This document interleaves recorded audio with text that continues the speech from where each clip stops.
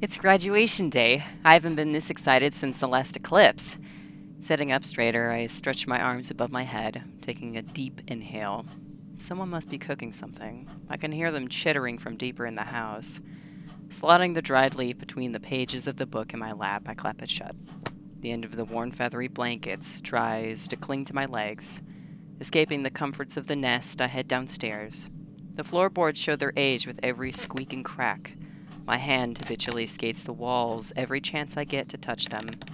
If they weren't already beige, they would look more stained from my many passes over the surface.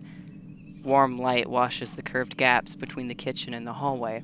Parent Ole is placing down some of the most colorful Greta berry blankets I've ever seen. Ooh, I gasp, clapping my hands together. You've really outdone yourself. She flicks a long strand of orange hair out of her face, grin as radiant as ever. You know it.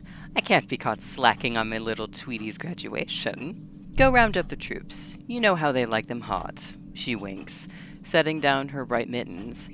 I nod, my heart practically bouncing with my skips as I race off to find everyone else. Skidding into the sitting room, I practically jump onto Sib with a shriek. She squawks something high-pitched and indignant, our wings getting a little caught on each other as I accidentally pull her down with me. Oh my Loten, what are you doing? You're gonna kill me, she shouts, untangling us.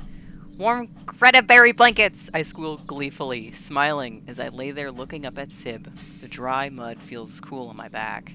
She huffs. That's it? That's what you came crashing into me for? I nod and she shakes her head. Unbelievable! Try as she might, however, I notice the faint curve at the edge of her lip. You're so dumb, you know that? Lending a hand, she helps me up, and I hug her in a swift apology. Yeah, sorry about that. Picking up her book from the floor, I pass it back to her. Betty tucks it under her arm as she makes her way to the kitchen. Now to find Himp Ta, I hum, peeling off my socks as I head for the kitchen door. It creaks open with effort. The Vera is just about an etsiva high in the sky. At the highest peak, the ceremony begins. This will be the last time I see my home for the next Lutania. I have to make it count. The wind is inviting and thick. Chunks of giant rock hang suspended over the ocean where they've always been. Home tree looks beautiful as ever. Reddish-orange petals reflect Vera's light. It dapples through branches and leaves to the city below. A mass of people is gathering around the base, probably to set up the ceremony. Dark roots curl and unfurl through hard rock till it juts out the bottom. I won't see that tree for a long time either. I shake my head. Never mind that. Focusing on the figure standing beside a mounted platform, Himp Ta places clothes to be dried on top of crosshairs. They stick on the latticework with ease. Eleanor, he says absently as he plucks up another cloth from the dry grass basket. Parent Ole is asking for you inside. I smile, stepping closer to inspect the baby strapped to his chest. Hello, Nat. I rub at her nose, and she makes a soft cooing noise in return. She appears sleepy and glowing with Vera's warmth. She looks a little tired. Are you tired, Nat? I ask, letting her grab my finger when she reaches out. Yeah, I've been meaning to take her inside, but I got a little distracted. I'll take her then. Thank you. That would be much appreciated. Parent Ta turns around so I can unlatch the clasps on his back. You really can't get the carry-on undone unless there's someone else's assistance.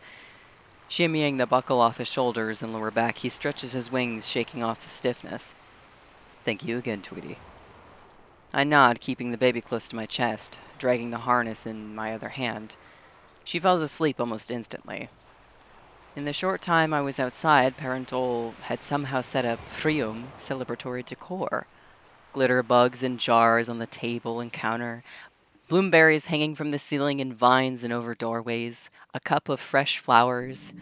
There were even Cresta-wrapped gifts set neatly next to the Greta blankets. Wow, how did you do this so fast? I asked. The corners of her mouth upturn, fine wrinkles appear at the edges of her lips and eyes. A parrot never reveals their secrets. Also, where's Himp Ta? He's finishing up the fabrics. Well, no, that can wait. We have much more pressing matters. My eyes follow her blazing red Afronic outside. People always thought it was a little weird how Himp Old chose someone from the easterly tribe to be with rather than the dashing fellows already in Saral. Finding other Skyborns out in the wild is slim to none. The only way they would have met was because of the Freeum tradition. I get giddy at the thought of it.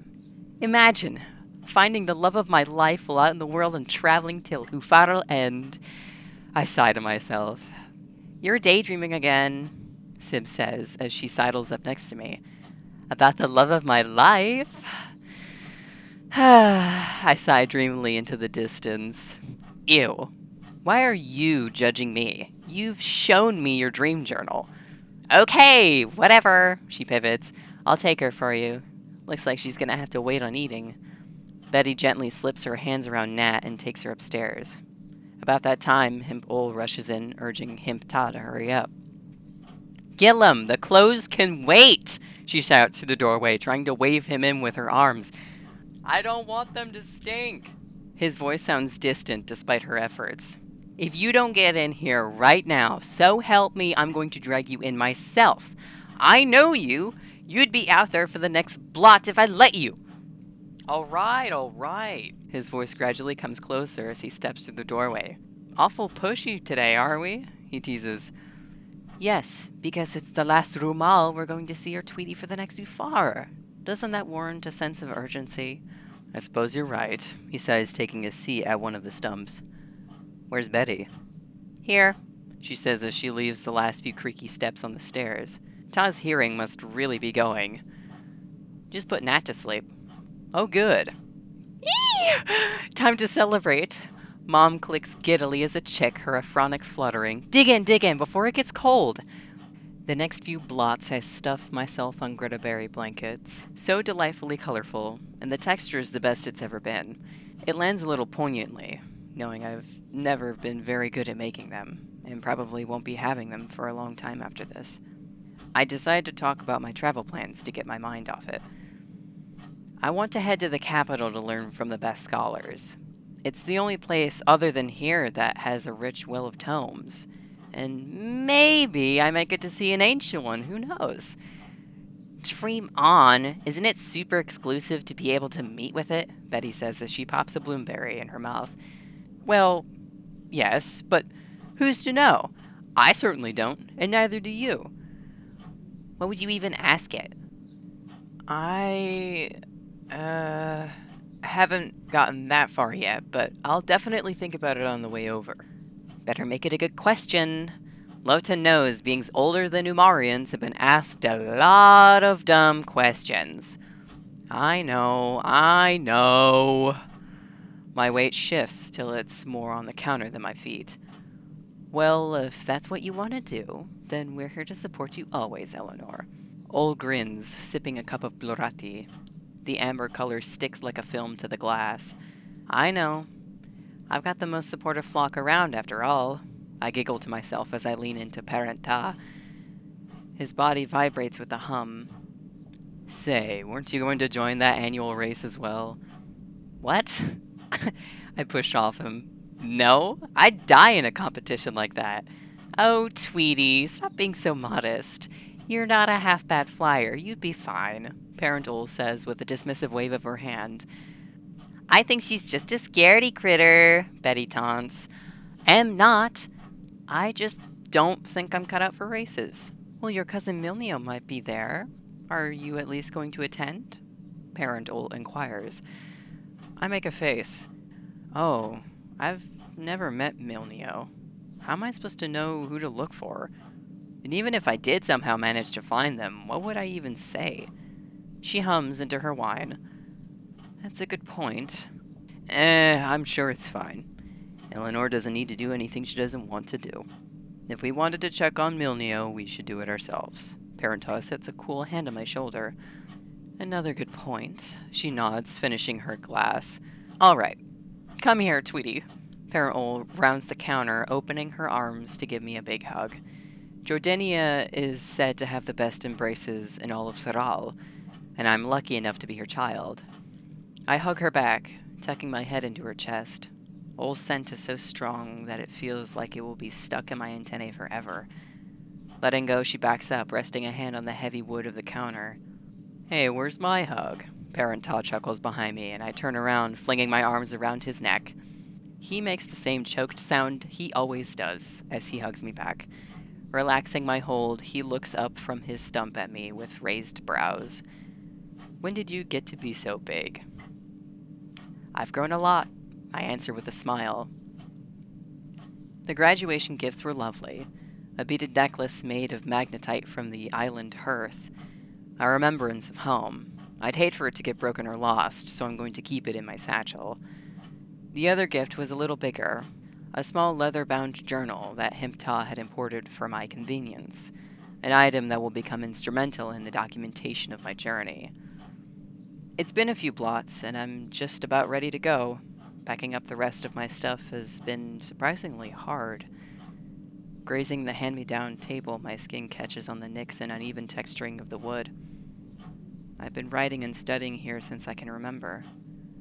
The walls are painted with my handprints from all ages. The last one is still fresh from yesterday. I won't have access to my books anymore. I can't take them all with me. My fingers run down the worn spine of Amarians and the advancement of technologies. Fawning over your books again, Betty says from the doorway. I hum quietly to myself. I didn't think it would be this hard. My laugh is more pitiful sounding than I had hoped.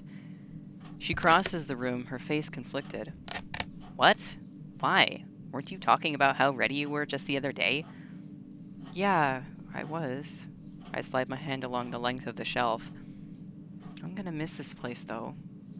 I've spent my whole life here. And I know, I was so ready to get out, but now that the day has come, I can't help but feel sad about it. It's hard to keep my antennae from drooping. Betty's presence warms my side. I think the other kids were right. You are a twop. I huff a little, crossing my arms. Can't I be sad in peace? Of course it wasn't going to be easy leaving this place. Betty gently nudges me in the ribs. I glance sidelong at her, and for once her expression is open. It's not like I won't miss you. And it's not like this is easy. You can tell yourself that you shouldn't feel this way or that, but it doesn't change a thing.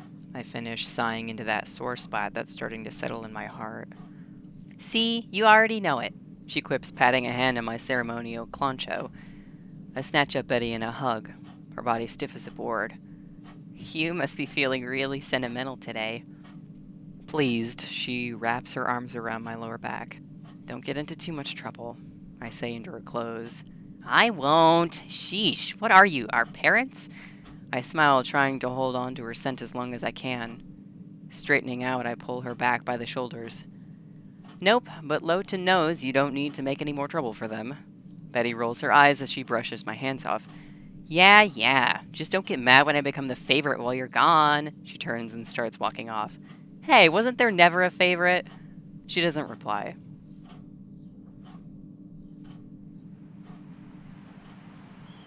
I stick my head out of the circular frame of the window.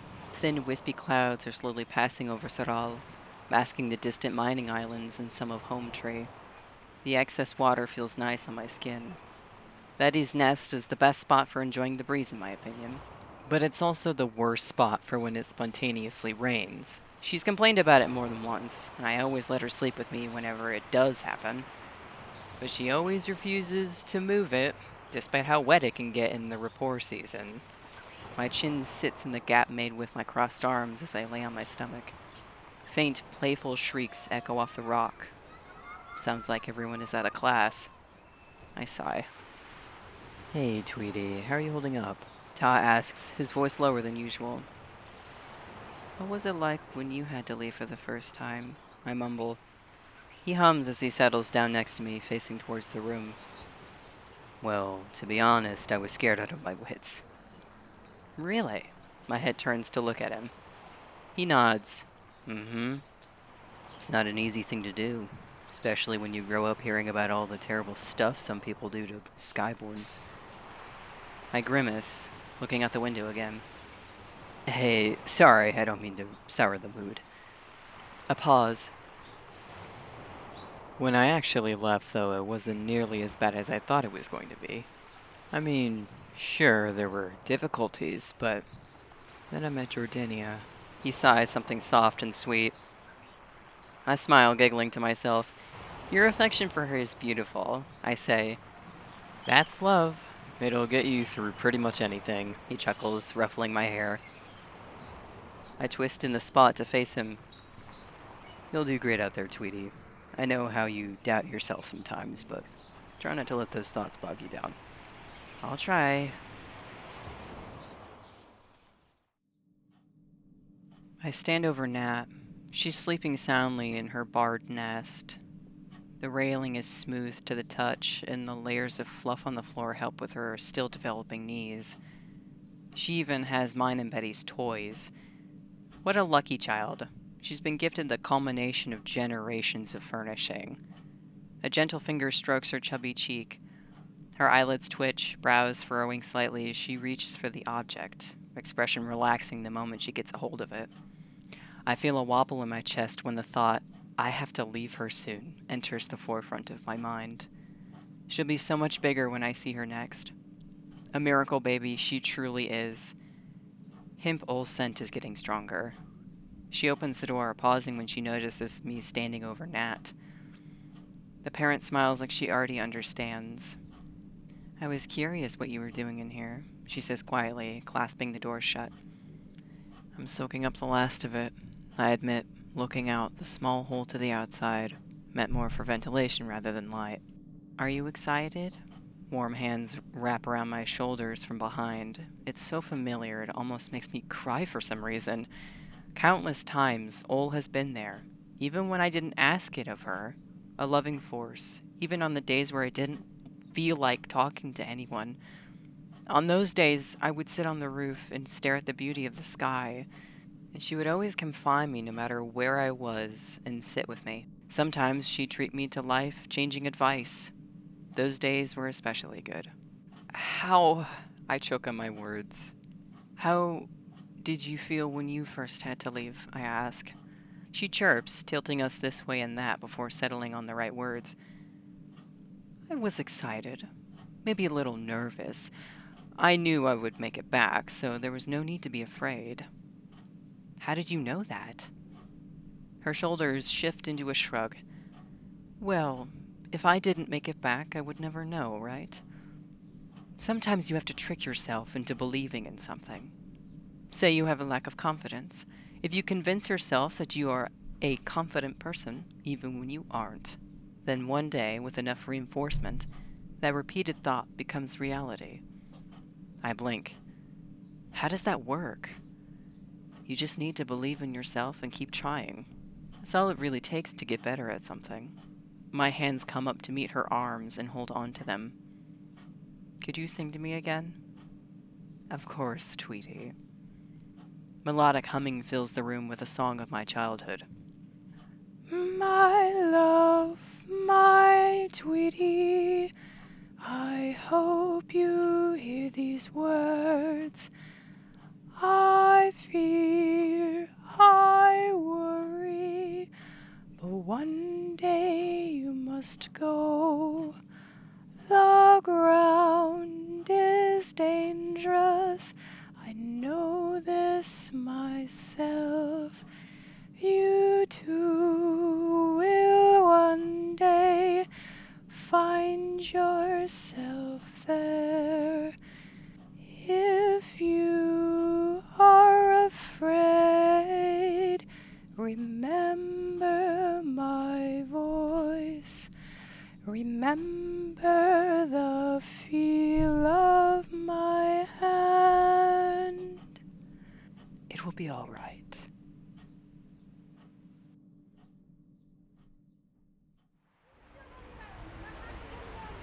So this is it. I stand at the edge of the city, Seral's capital. The last of the announcements has finished up, and the students get a few final moments with their families and friends before setting off. As tradition states, people must forge their own way, and as such, they are designated to fly a certain distance away from each other before they hit the mainland. Clumping up would make our people more noticeable to the ground dwellers. It's best not to draw too much attention. Thrium has taught us all we can learn from here about the country, Seret. Now it's up to us to fill in the gaps with our own wisdom. My hands shake a little at the thought. They send the students off in sections of Mita, and I'm going to be a part of the Ottran to depart. Parent Ta rubs soothing circles in my cloth Defronic. You're gonna do just fine, Tweety. You graduated top of the class. Parent Ol takes my hand and I grip it tight. Nat waves an unassuming arm at me and I wave back at her. She's sitting high up on Jordinia's arm close to her chest. The soft, magenta strands on her head sway with the breeze. I'm gonna miss you guys, I whisper. Aw, Tweety, we'll miss you too. Himta gives my shoulder a gentle squeeze. We love you, Eleanor, no matter what happens. I hope you know that we'll all be waiting for you to come back home. My mouth becomes a firm line as I attempt to hold back tears. Hey, what did I say? Betty says, stepping out from behind Ta. This wasn't going to be easy. I know that. Irritated, I wipe my eyes with a harsh arm. So it's okay to cry, she says. You don't have to tell me that. My breath becomes staggered and uncoordinated against my will. Your sibling is right, Tweety. Parent Ol rubs soothing circles in between my knuckles. I should be happy, right? I've been waiting for this day ever since I knew about the ceremony. I've been wanting this for so long. So why? Why can't I stop crying? My chest heaves as I sob into Ta's arms. Ol comes up behind me, same as Betty, and suddenly I'm engulfed by the warmth of my flock. It's okay, Ol whispers, kissing my head. Nat pats the spot with her little hand for good measure. I shudder and sniff into Ta's shirt, dampening the ornate beadwork around the neckline.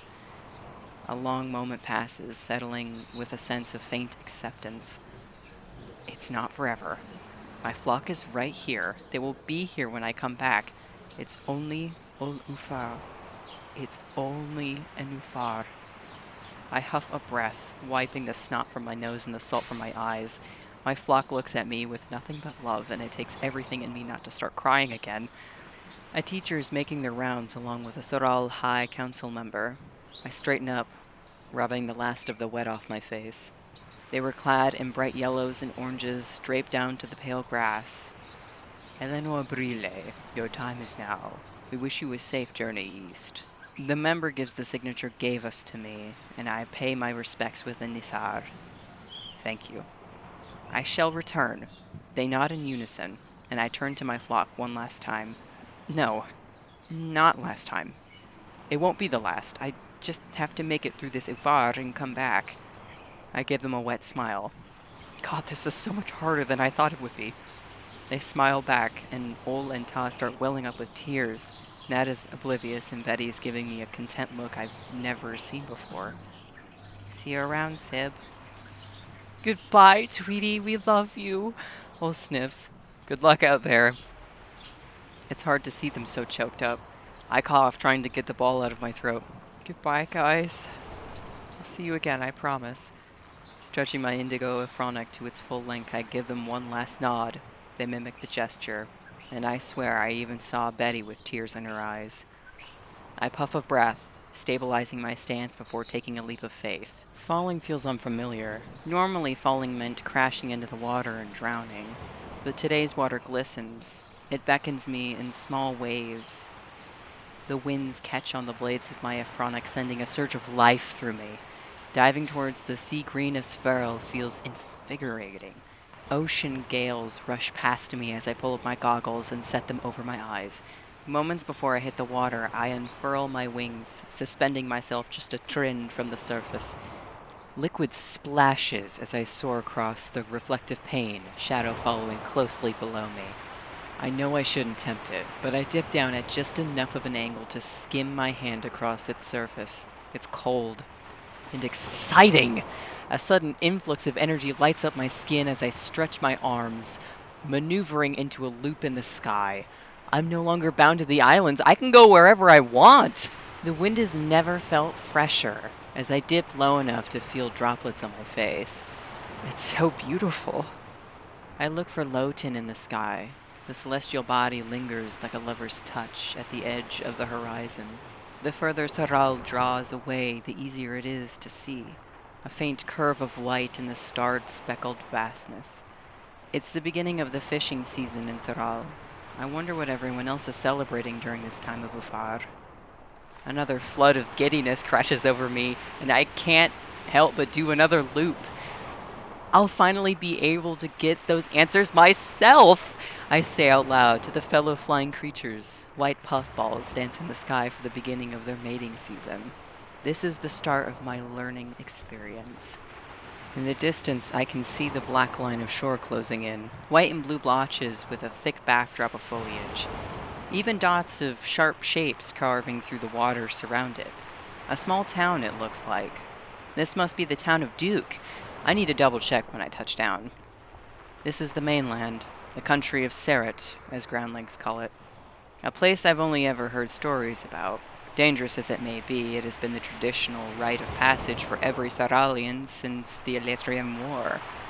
The horror stories of my people ring in my head as the blobs of color become more shapely.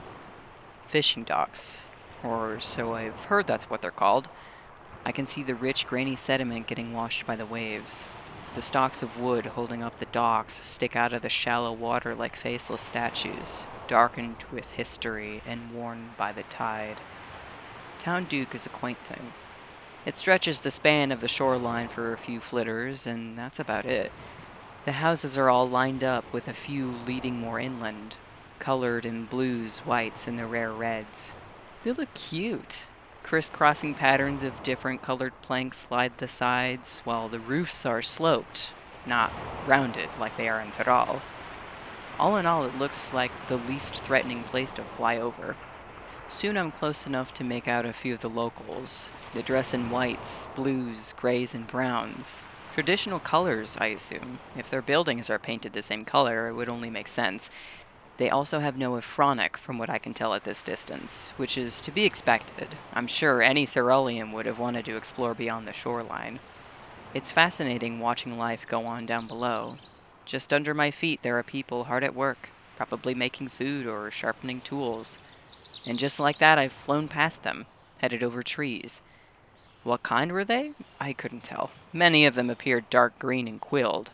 Certain areas on the ground shimmered with excess water, and now and then I spot movement. Creatures I've only ever read about, most likely. The air feels slightly thicker with a woody aroma.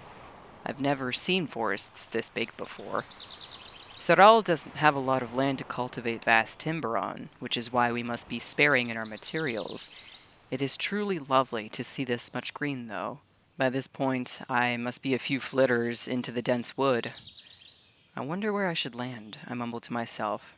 The air whips my words away in an instant.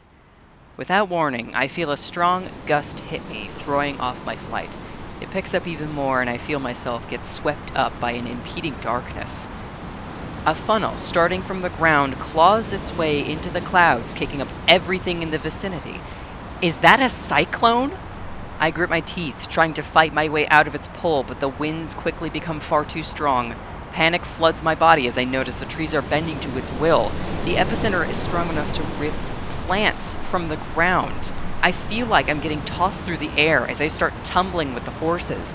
My hands reach for anything to stabilize myself on as I'm tugged closer to the ground. I keep grasping stupid foliage that gets torn off with me.